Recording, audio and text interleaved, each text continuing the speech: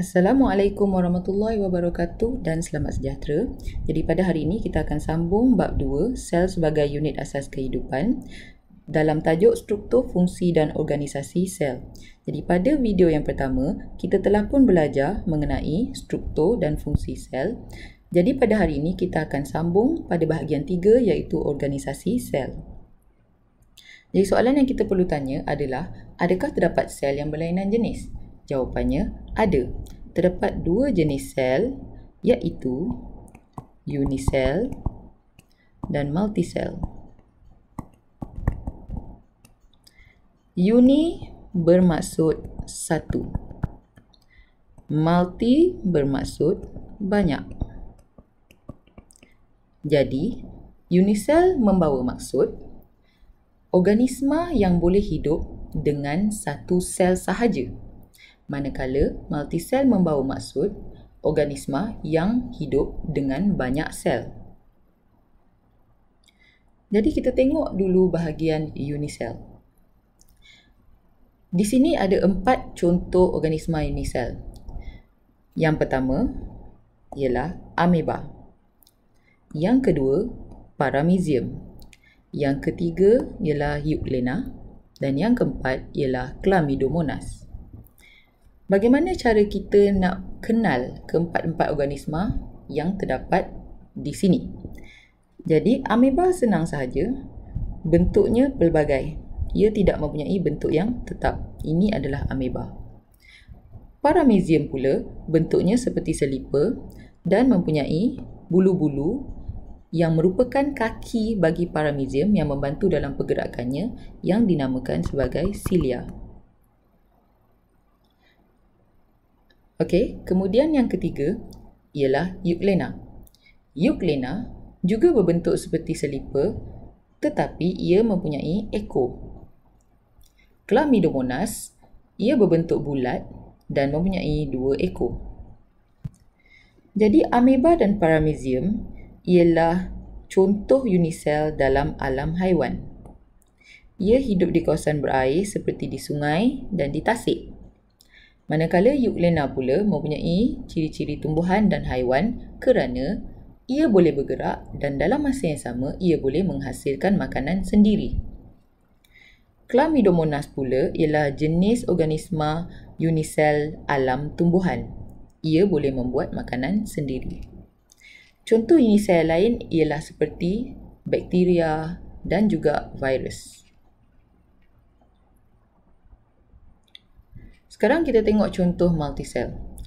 Multisel ialah seperti manusia, haiwan dan juga tumbuhan yang kita boleh lihat dengan mata kasar.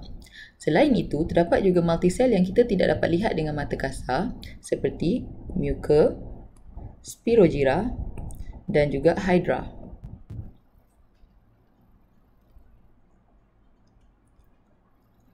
Jadi, di dalam satu organisma, adakah terdapat satu sahaja jenis sel ataupun terdapat banyak jenis sel? Jawapannya, terdapat banyak jenis dan rupa bentuk sel yang menjalankan fungsi yang berlainan. Jadi kita tengok dulu jenis dan fungsi sel pada manusia. Jenis yang pertama ialah sel epitelium. Epitelium ialah sel yang melindungi semua organ-organ dalam badan. Senang kata, ia merupakan lapisan paling luar dan bentuk sel epitelium ialah seperti pagar yang petak. Sel yang kedua ialah sel otot. Sel otot membantu dalam pergerakan manusia. Jadi bentuknya ialah seperti mata dan letakkan sedikit jalur-jalur. Sel yang ketiga ialah sel saraf. Sel saraf berfungsi untuk membawa maklumat ke seluruh badan dalam bentuk impuls. Impuls bermaksud elektrik. Okey, jadi bagaimana cara melukis sel saraf? Senang saja, kita buat struktur seperti bintang. Okey, kemudian dia ada sedikit akar.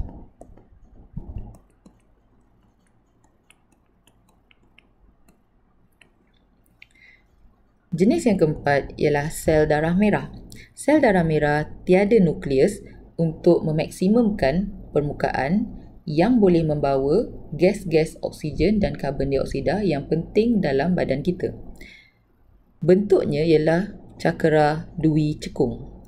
Mengapa bentuknya cakera dui cekung? Tujuannya ialah untuk menambahkan luas permukaan pada sel darah tersebut. Kemudian, jenis yang kelima ialah sel darah putih. Sel darah putih berwarna putih dan boleh berubah bentuk untuk mengelilingi partikel asing seperti bakteria, virus dan apa-apa jenis kuman yang masuk ke dalam badan. Kemudian yang keenam ialah ovum dan sperma, iaitu sel pembiakan. Sel pembiakan berfungsi untuk membawa maklumat genetik ataupun maklumat keturunan daripada lelaki dan perempuan. Sel ovum terdapat pada perempuan, manakala sperma terdapat pada lelaki. Sekarang kita tengok jenis dan fungsi sel pada tumbuhan. Sel yang melapisi lapisan luar tumbuhan dipanggil sel epidermis. Jangan confuse dengan sel manusia. Sel manusia kita panggil epithelium, tapi sel pada tumbuhan kita panggil epidermis. Ia berfungsi untuk mengurangkan kehilangan air, membolehkan pertukaran gas dan penyerapan air serta nutrien pada tumbuhan. Ini ialah sel epidermis. Kita ada sel epidermis atas dan sel epidermis bawah. Yang kedua ialah sel palisad. Sel palisad mengandungi banyak klorofil untuk menjalankan fotosintesis. Ia terletak di bawah epidermis. Sel yang ketiga merupakan sel pengawal.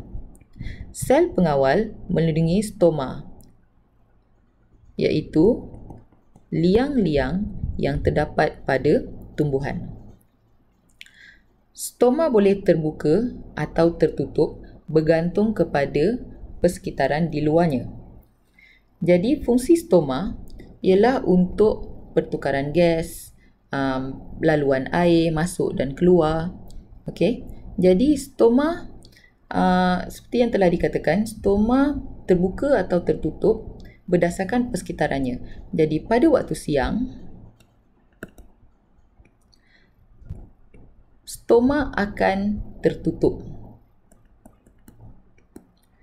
Kenapa stoma tertutup? Kerana jika stoma terbuka, air boleh keluar daripada tumbuhan dan menyebabkan tumbuhan tersebut layu. Oleh itu, stoma perlu tertutup dan yang akan menutup stoma tersebut ialah sel pengawal. Bagaimana sel pengawal menutup stoma? Sel pengawal menutup stoma dengan cara dia akan mengembang.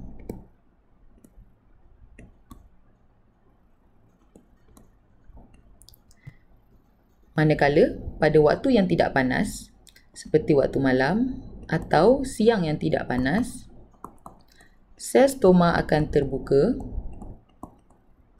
supaya air boleh keluar daripada tumbuhan, tapi air yang keluar itu tidak terlalu banyak sehingga boleh merisikokan tumbuhan. Dan bagaimana liang stoma itu terbuka? Ialah dengan cara sel pengawal akan mengecut.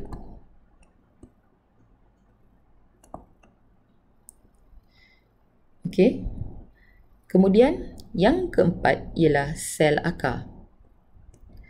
Sel akar membantu untuk meningkatkan luas permukaan dan menyerap air serta nutrien daripada tanah. Jadi anda tahu tak apa itu organisma? Organisma sebenarnya ialah benda hidup seperti panda yang ada di depan ni, zirafah dan juga anjing laut.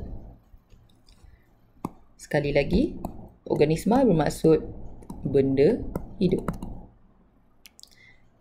Jadi, bagaimanakah organisma boleh terbentuk?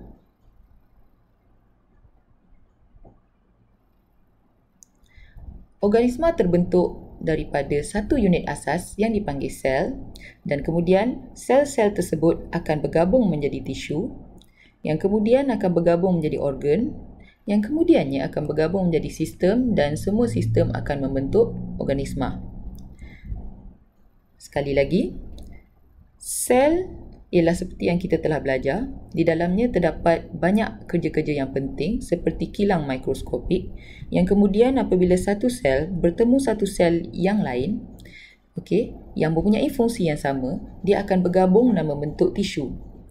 Kemudian, tisu-tisu tersebut akan bergabung dan bekerjasama membentuk organ yang kemudiannya organ dengan organ yang lain akan bergabung dan bekerja bersama untuk membentuk sistem yang kemudian keseluruhan sistem apabila digabungkan akan membentuk organisma yang boleh berfungsi dengan baik.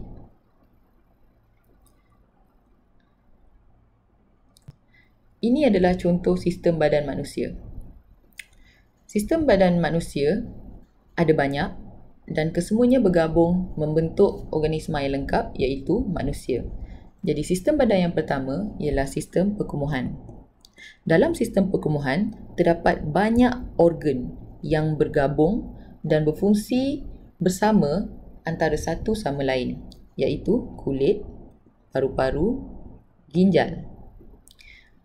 Fungsinya ialah untuk menyingkirkan bahan buangan yang berlebihan daripada badan. Kemudian kita ada sistem rangka. Sistem rangka mempunyai organ seperti tulang. Ia menyokong badan dan melindungi organ dalaman. Kemudian yang ketiga, kita ada sistem limfa yang berfungsi untuk mengalirkan limfa ke seluruh badan untuk mempertahankan badan daripada jangkitan. Yang keempat, kita ada sistem pencernaan yang mempunyai beberapa organ yang penting seperti mulut, esofagus, perut, usus kecil dan juga usus besar. Ia berfungsi untuk mencernakan makanan dan membolehkan makanan tersebut diserap oleh badan. Kemudian yang kelima, kita ada sistem otot yang membantu dalam pergerakan. Yang keenam, sistem integumen iaitu yang mengawal suhu badan. Kemudian kita ada sistem saraf yang berfungsi untuk membawa maklumat dalam bentuk impuls ataupun elektrik. Kemudian yang ke-8, sistem peredaran darah yang mengangkut oksigen, nutrien dan hormon. Kemudian yang ke-9, kita ada sistem respirasi yang berfungsi untuk mengambil oksigen dan mengeluarkan karbon dioksida daripada badan. Kemudian yang ke-10, kita ada sistem endokrin iaitu sistem hormon yang terdapat juga beberapa organ di dalamnya yang berfungsi untuk menyelaraskan tindak balas dalam badan. Dan yang ke-11 ialah sistem pembiakan yang berlainan di antara lelaki dan perempuan yang berfungsi untuk pembentukan zuriat.